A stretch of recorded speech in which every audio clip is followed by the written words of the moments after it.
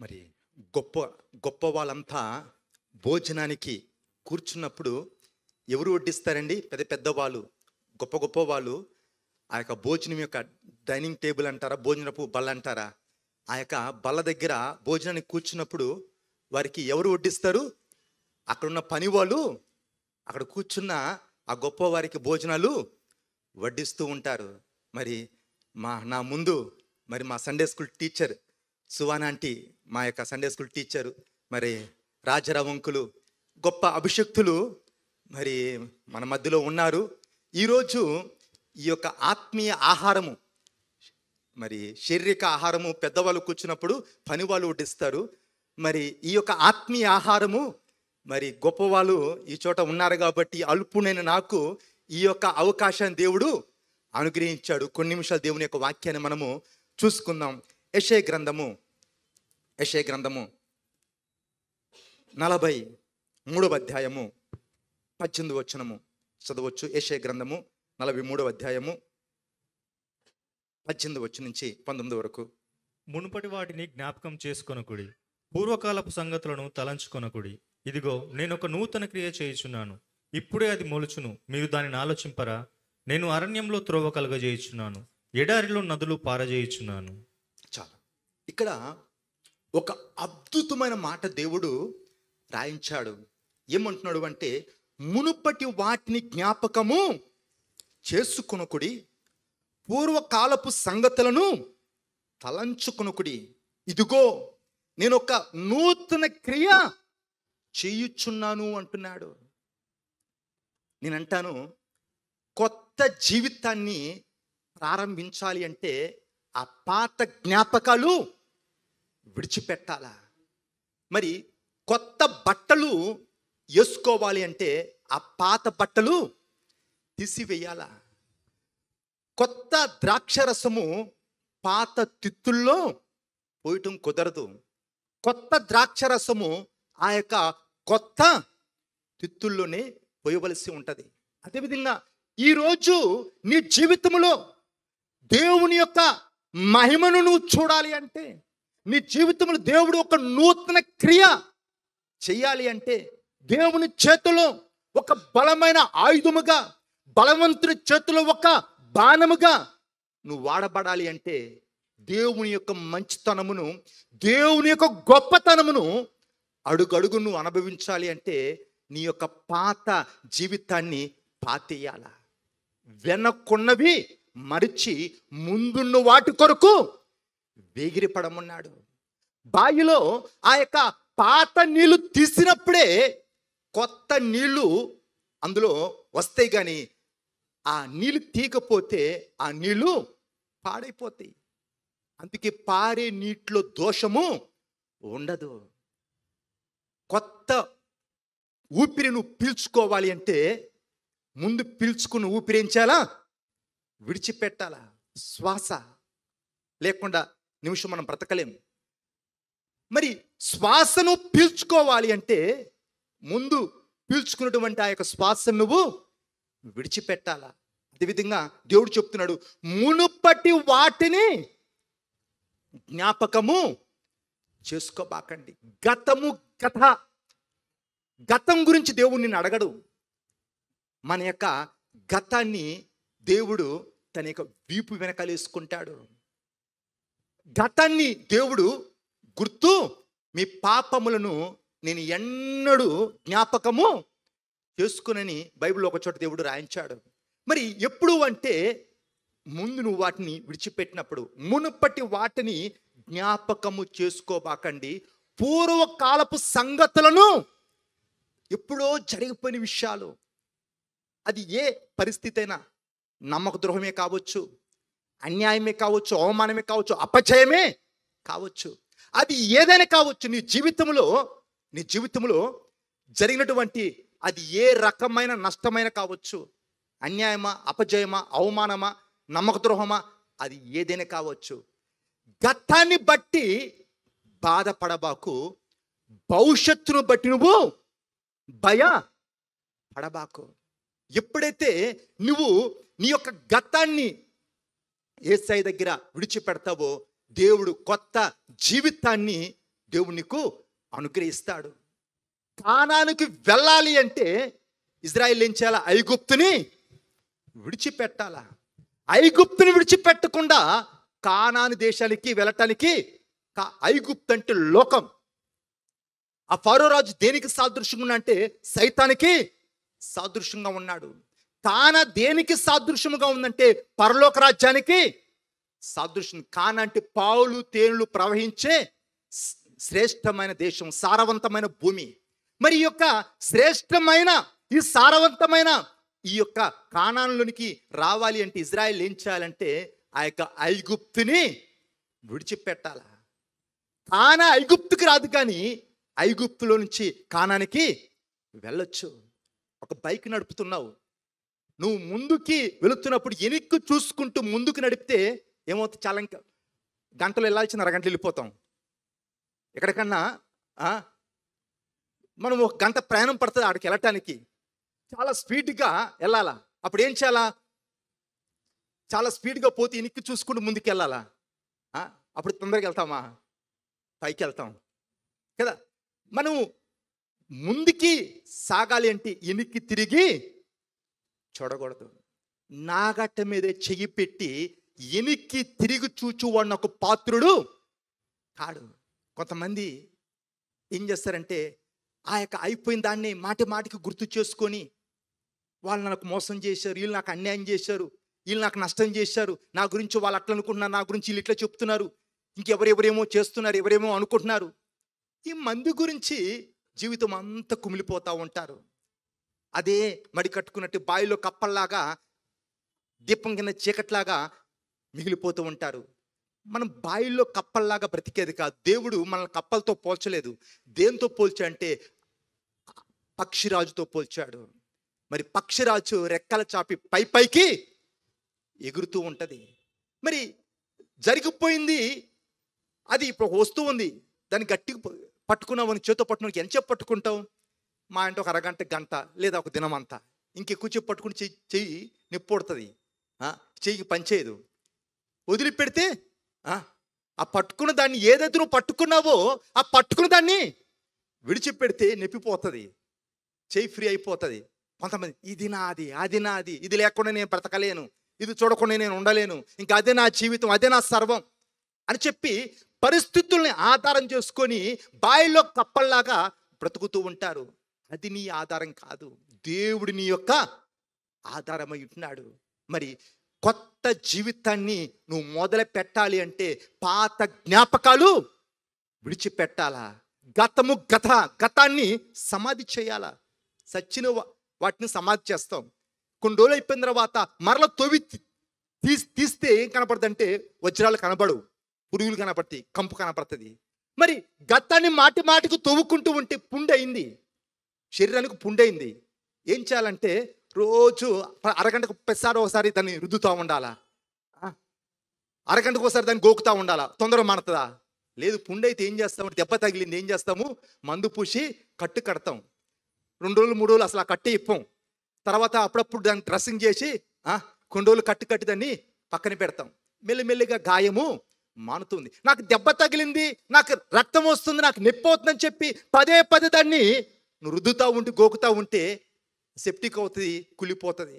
అదేవిధంగా నీ గతములో అది ఏదైనా కావచ్చు, ఆ గతంలో నువ్వు జీవిస్తూ ఉంటే ఏడుస్తున్నప్పుడు ముందు ఏది కనపడదు. నీ కళ్ళల్లో కన్నీళ్ళు ఉన్నప్పుడు నీ ముందు ఏముందనేది అర్థం కాదు. తల ఉంచుకొని చూస్తే నీ కళ్ళ ముందే కనబడుతుంది, తల ఎత్తి చూస్తే చాలా దూరము కనబడుతుంది. అదేవిధంగా గతములో నువ్వు మిగిలిపోకుండా కొత్త జీవితం నువ్వు మొదలు పెట్టాలా. అప్పుడు ఏమన్నాడు? నేను నూతన కార్యము చేయుచున్నాను, మరి నేను అరణ్యములో త్రోవ కలుగు చేయుచున్నాను, ఎడారిలో నదులను పారజేయుచున్నాను. నీ కొరకు దారి లేని చోట దేవుడు దారి సృజిస్తాడు. నీ కొరకు దేవుడు కొత్త ఊటలు ఇప్పుడు వరకు చరిత్రలో ఎప్పుడు ఎవరి కొరకు చేయలేదేమో, అట్లాంటి కార్యాలు ఎప్పుడు జరగలేదేమో, ఎప్పుడు సృష్టిలో ఆ రీతికి ఎప్పుడు ఎక్కడ వినలేదేమో. కానీ నీ కొరకు నువ్వంటే దేవునికి అంత పిచ్చి. ఒక్క వ్యక్తి కన్నీళ్ళు కారిస్తే దేవుడు మౌనంగా ఉండలేకపోయాడు. దేవుడు కదిలాడు, సృష్టిని కదిపాడు. ఒక్క మనిషి ప్రార్థిస్తే సూర్య చంద్రుల దేవుడు ఆపాడు. నీ కొరకు దేవుడు ఏమైనా చేయగలడు. ఎప్పుడు అంటే నువ్వు ఆ గతములో నుంచి నువ్వు బయటికి వచ్చినప్పుడు, ఆ పాత రోత జీవితం నువ్వు విడిచి పెట్టినప్పుడు, దేవుని కొరకు కొత్త జీవితాన్ని మొదలుపెట్టినప్పుడు నూతన హృదయము, నూతన ఆత్మాభిషేకము, నూతన జీవితము, నూతన తలంపులు. అసలు ఒక మాట చెప్పాలంటే నిన్ను ఒక నూతనమైన సృష్టిగా మారుస్తాడు. పాతవి గతించను, సమస్తము నూతనముగా మార్చబడెను. పిల్లల చేతికి పలకిస్తే మొత్తం పిచ్చిక తిరిగేస్తారు. పెద్దవాళ్ళు ఏం చేస్తారు, తడిపాటు తీసుకొని తుడిచేస్తారు. అది మరల ఇంకేం కనబడి కొత్త పలక. సరే, నీ యొక్క గతమంతా చిక్కు అయిపోయిందేమో. ముందు నోయి, వెనకాల గొయ్యి, కరమ్మంటే కప్పకి కోపం, ఇవ్వడమంటే పాము కోపం. నీ బతుకంతా గందరగోళంగా ఉందేమో. ఆ గందరగోళమైన బతుకుని దేవుని పాదాల దగ్గర పెట్టి, ప్రభా నా కొత్త జీవితము, కొత్త హృదయము, కొత్త మనస్సు నాకు దయచేయంటే నిన్ను రూపాంతరంలో దేవుడు తీసుకెళ్తాడు. నూతనమైన వ్యక్తిగా దేవుడు నిన్ను చూసిన ఆశ్చర్యపడి, ఈ వ్యక్తే నా వ్యక్తి. నీ మాటలు మారతాయి, నీ ఆలోచన పద్ధతి మారుతుంది, నీ ప్రవర్తన మారుతుంది. ఎప్పుడు అంటే నీ గతాన్ని నువ్వు విడిచిపెట్టినప్పుడు. మరి దావీదు యుద్ధానికి వెళ్ళి తిరిగి వచ్చేటప్పుడు ఏమైందంటే, సమస్తము, మొదటి సమూయేలు గ్రంథము 30 అధ్యాయము 3వ వచనం నుంచి, దావీదును అతని జనులను పట్టణంనకు వచ్చి అది కాల్చబడి ఉంటయు, తమ భార్యలను కుమారులను కుమార్తెలను చెరలోనికి కొనిపోబడి ఉంటయు చూచి, ఇక ఏడ్చుటకు శక్తి లేకపోయినంత బిగ్గరగా ఏడ్చి. చాలు మరి తర్వాత చదవండి. ఇక్కడ దావీదు యుద్ధానికి వెళ్ళి తిరిగి వచ్చేటప్పటికి శత్రువులు ఏం చేశారు అంటే, తన యొక్క భార్య పిల్లలని, తనకు కలిగిన సమస్తమును చెరపట్టుకుని పోయారు. వాళ్ళ యొక్క గుడారాలన్నిటినీ తగలిపెట్టారు. ఈ దృశ్యం చూచినప్పుడు అక్కడ రాయబడ్డ మాట ఏంటంటే, వారు ఏడవటానికి శక్తి లేనంత బిగ్గరగా ఏడ్చారంట. దావీదు అల్లటప్ప మనిషి కాదు, యుద్ధశూరుడు, సింహపు గుండె లాంటి గుండె గలవారు దావీదుని చూసినప్పుడు భయపడ్డారు. ఒక్క దెబ్బతో గొల్యాతని కుప్పకూల్చాడు. మహా శౌర్య గల వ్యక్తి, యుద్ధశాలి. ఇలాంటి వ్యక్తికి ఒక పరిస్థితి వచ్చింది. ఎలాంటి పరిస్థితి అంటే, ఏడవటానికి శక్తి లేనంత. కొంతమంది అయిందని కాందని చీటి మాటికి ఏడుస్తూ ఉంటారు. సాధారణంగా ఆడవాళ్ళు ఎక్కువ ఏడుస్తూ ఉంటారు. కొన్ని ప్రాంతాలు నేను వెళ్ళినప్పుడు ఒక పెళ్ళికి పిలిచి రౌండ్ కూర్చుని బోరమని ఏడుస్తూ ఉన్నారు. బంజారా సహోదరుల యొక్క వివాహానికి వెళ్ళాను.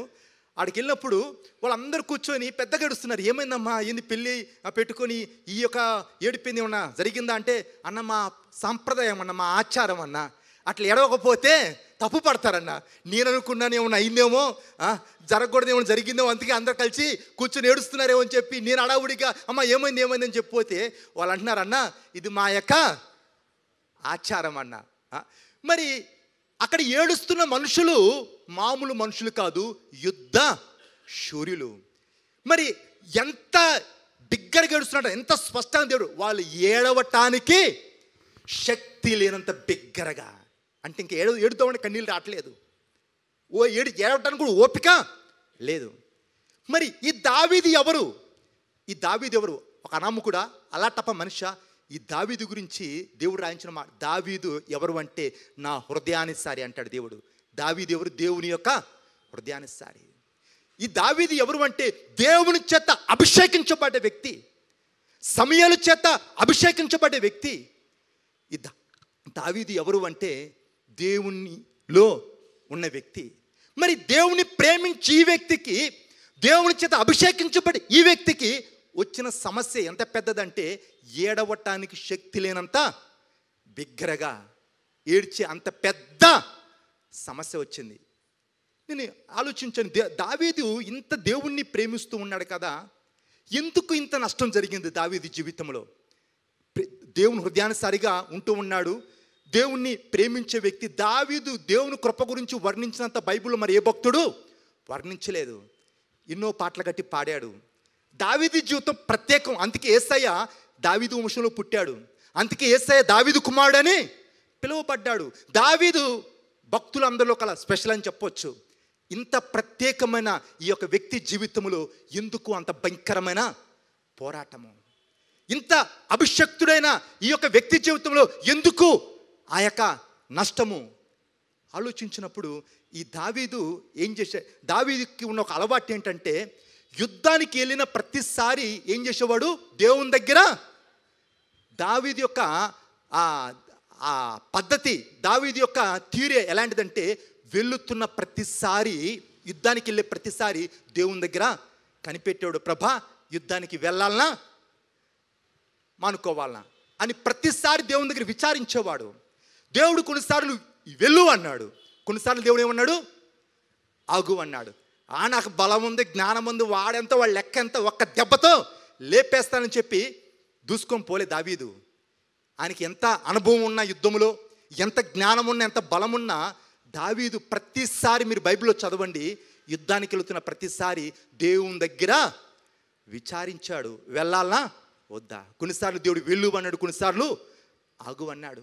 ఇప్పుడు ఈ దావీదు ఎక్కడికి వెళ్ళి వస్తున్నాడంటే యుద్ధానికి వెళ్ళి వస్తూ ఉన్నాడు. ఎవరి మీదకి యుద్ధానికి వెళ్ళాడు, ఎవరితో కలిసి ఎవరి మీదకి, ఈ దావీదు ఎవరితో కలిసి ఎవరి మీదకి యుద్ధానికి వెళ్ళాడు అంటే శత్రు రాజుతో కలిసి ఇజ్రాయేలుతో యుద్ధం చేయటానికి సిద్ధపడ్డాడు.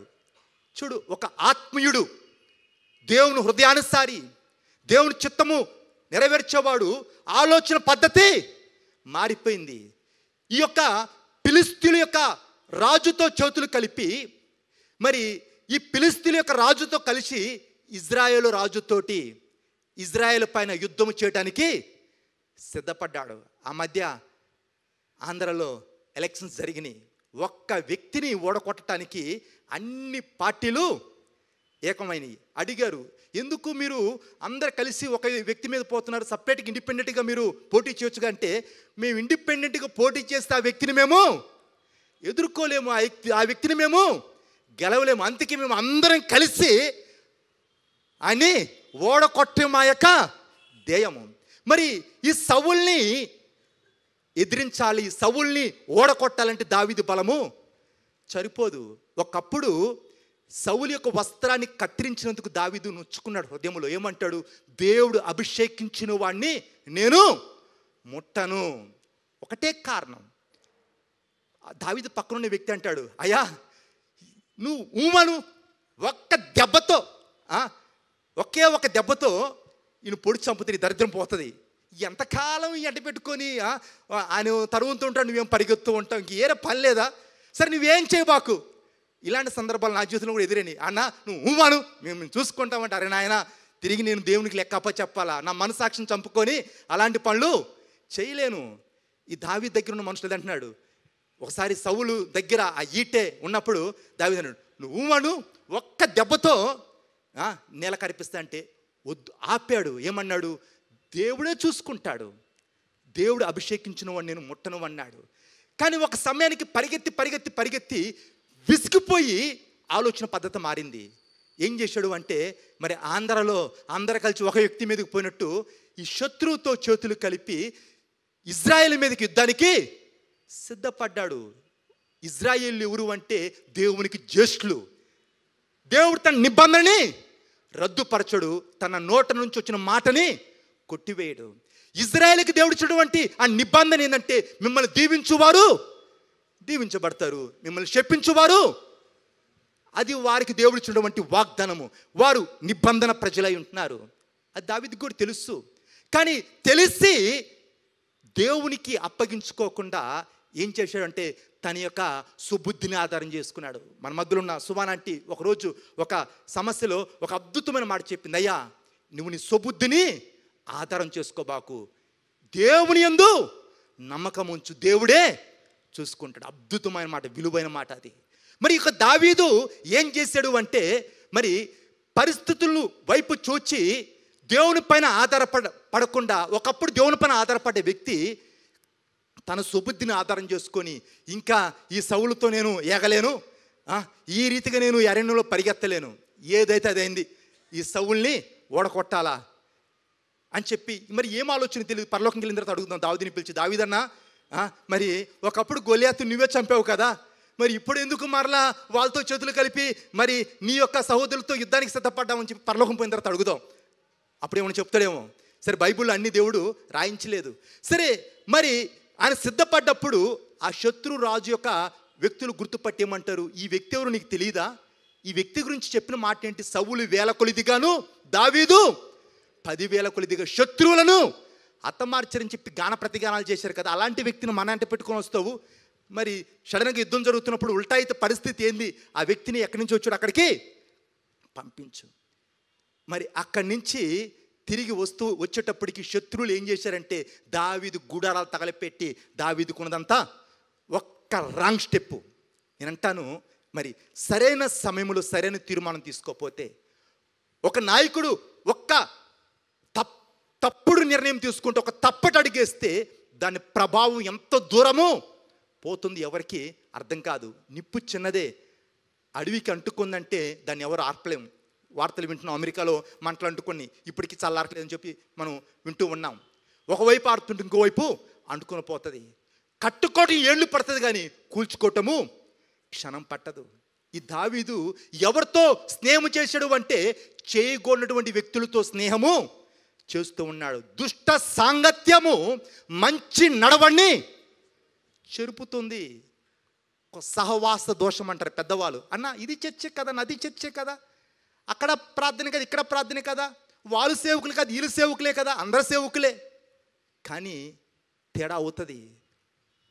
నువ్వు ఎవరితో స్నేహం చేస్తున్నావు, ఎవరితో నువ్వు తిరుగుతూ ఉన్నావు. ఒక వ్యక్తి అంటాడు, నీ స్నేహితుడి గురించి ముందు నువ్వు నాకు చెప్పు, అప్పుడు నీ గురించి నేను నీకు చెప్తాను. నీ స్నేహితుడు ఎవరో ముందు నాకు చెప్పు, అప్పుడు నువ్వెవడో నేను చెప్తాను.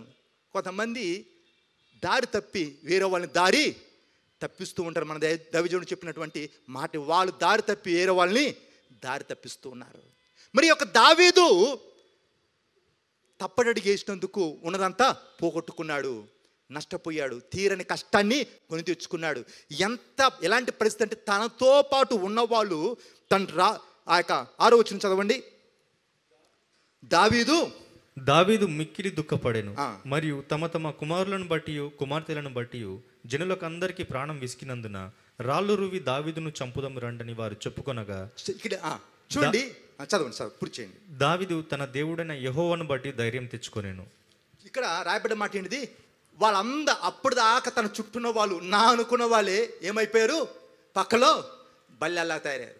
దీని అంతకు నువ్వే కారణం, నిన్ను చంపితే దరిద్రం పోద్దని చెప్పి దావీదు మీద రాళ్ళు ఎత్తారంట. ఎట్లా ఉండదు చూడండి. మన ఏలుతో మన కంట్లో పుడుచుకున్నట్లుగా ఉంటుంది. ఏ ఆధారం లేదు, పరిస్థితులన్నీ వ్యతిరేకంగా ఉన్నాయి, పరిస్థితులన్నీ అనుకూలంగా లేవు. అంత శ్రమలో దేవుడు దావీదుతో మాట్లాడెను. దావీదు ధైర్యము తెచ్చుకుని ఉంది. అక్కడ మీ బైబిల్లో ఏమనుంది? తన దేవుడైన యెహోవాను బట్టి తాను ధైర్యం తెచ్చుకున్నాడు. నేను చేసిన తప్పే, కానీ దేవుడు మంచోడు. ఆయన ఒక్క నిమిషము కోపగిస్తే ఆవిష్కాలం దేవుడు దయ చూపుతాడు.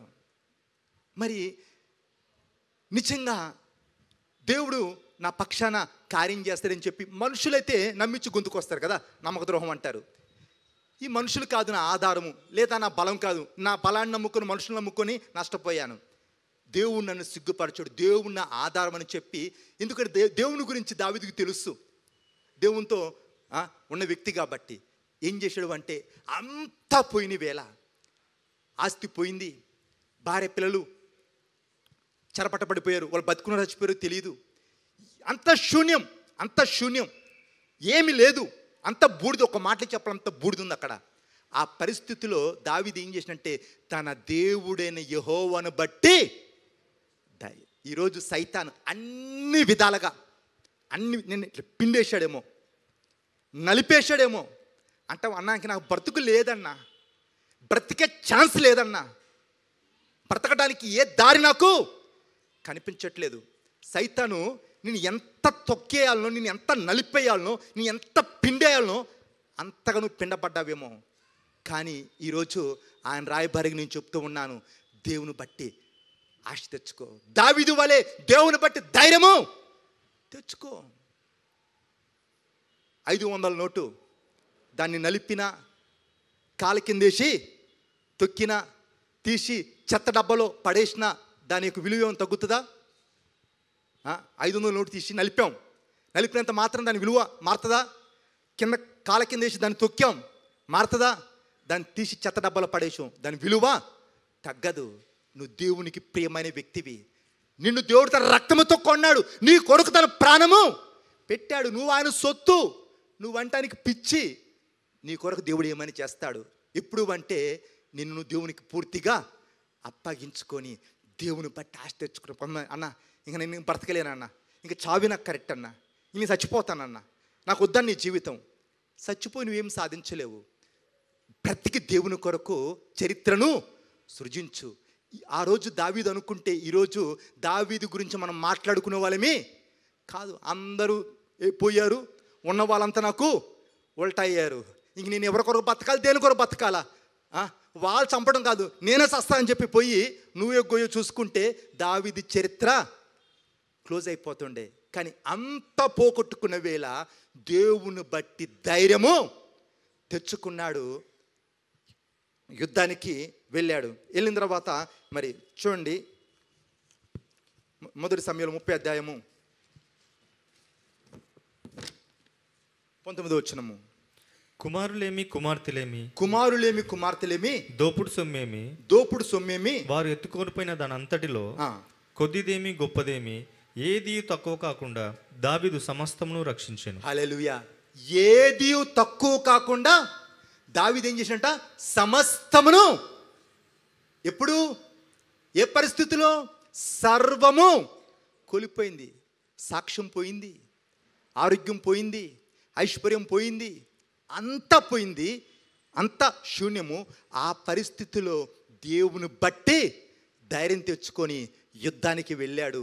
కొద్దేమి గొప్పేమి తను పోగొట్టుకున్నదంతా ఏది తక్కువ కాకుండా పోగొట్టుకున్నంత తిరిగి సమస్తమును సంపాదించాడు. మరి ఈ సంవత్సరం కొరకు ప్రభా నీ యొక్క వాగ్దానం ఏంటయ్యా అని ప్రార్థించినప్పుడు దేవుడు చెప్పినటువంటి మాట ఏంటి అంటే, మరి ఇది సమకూర్చబడే సంవత్సరం.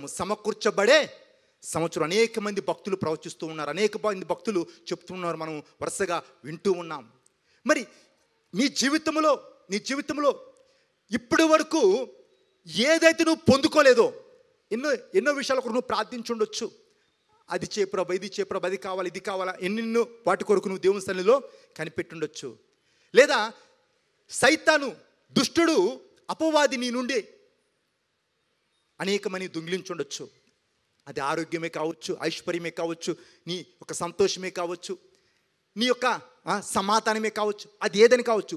దుష్టుడు ఏదైతే నీ యొద్ద నుంచి దొంగిలించాడో, ఇప్పుడు వరకు నువ్వు ఏదైతే పొందుకోలేకపోయావో అవన్నీ తిరిగి నువ్వు పొందుకునే సంవత్సరం అయి ఉంటుంది.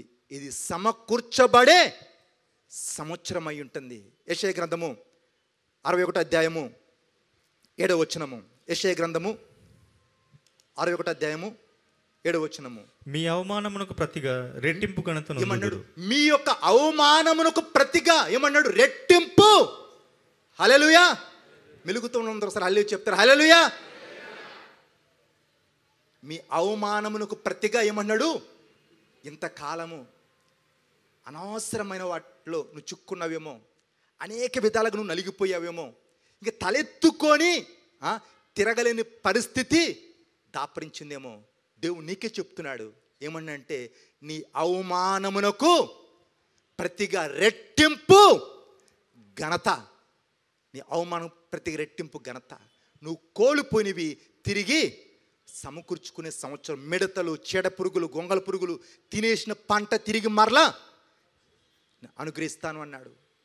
మన కాలగతులు దేవుని యొక్క ఆధీనమైనవి. ఒక్క రాత్రిలో, ఒక్క కళతో యేసేపు యొక్క చరిత్ర, ఒక ఐడియా జీవితాన్ని చేంజ్ చేస్తుంది అంటారు కదా. ఒకే రాత్రి ఒక కళ వచ్చింది, యేసేపు స్థితి మారిపోయింది. అంతకుముందు ఎక్కడున్నాడు? చెరసాలలో సంఖ్యల మధ్య ఖైదీలతో ఉన్నారు. తెల్లారి ఎక్కడున్నా అంటే సింహాసనం మీద అధికారుల ముందు కనబడుతూ ఉన్నాడు. ఒక్క కళ ఒక్క రాత్రిలో తన జీవితాన్ని మార్చేసింది. మరి ఈరోజు నీ జీవితం అంతా శూన్యంగా ఉందేమో, ఏ ఆధారం లేదేమో, కానీ నీ గతాన్ని దేవుని దగ్గర వదిలిపెట్టి కొత్త జీవితం నువ్వు మొదలుపెట్టినట్లయితే నువ్వు పోగొట్టుకున్నవన్నీ, నువ్వు పొందుకోలేనివన్నీ ఈ నూతన సంవత్సరములో దేవునికి ఇస్తాడని వాగ్దానం చేస్తూ ఉన్నాడు. భూమి ఆకాశాలు గద్దించిన మాట గద్దించదు. వాగ్దానం చేసి వాగ్దానం నెరవేర్చగల నీ మాట ఇచ్చి మాట తప్పుటకు నేను నీలాంటి నరుడను కాను. మరి కాబట్టి నువ్వు స్పష్టంగా ప్రార్థిస్తే దేవుడు స్పష్టంగా జవాబు ఇస్తాడు. దావీదు వలె నమ్మితే నా మహిమ అంటాడు కదా. దావీదు ఏం చేశాడంటే దేవుని బట్టి ధైర్యం తెచ్చుకున్నాడు, ముందుకెళ్ళాడు. పోగొట్టుకున్నామని తిరిగి ఉన్న చోట ఉండబాకు.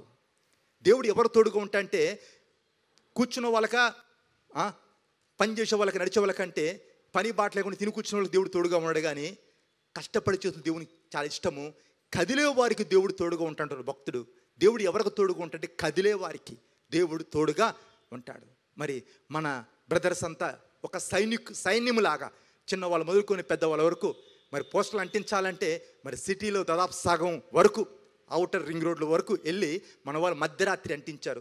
పోలీసు వాళ్ళతో కానీ అక్కడ లోకల్గా ఉన్న మనుషులతో కానీ ఎలాంటి చిన్న సమస్య లేకుండా, ఏ చిన్న దెబ్బ తగలకుండా మరి పక్షిరాజు రెక్కల పైన తన పిల్లలను తీసుకొచ్చినట్లుగా అందరిని దేవుడు తిరిగి క్షేమముగా తీసుకొచ్చాడు. ఇది దేవుని యొక్క దయ అయి ఉంటుంది, ఆయన యొక్క కృప అయి ఉంటుంది. కాబట్టి మరి దావీదు జీవితంలో చేసిన దేవుడు నీ జీవితంలో చేయగల సమర్థుడు. ఎప్పుడు అంటున్న దేవుణ్ణి నమ్మినప్పుడు దేవుడు మన సాయం చేయడానికి ప్రార్థన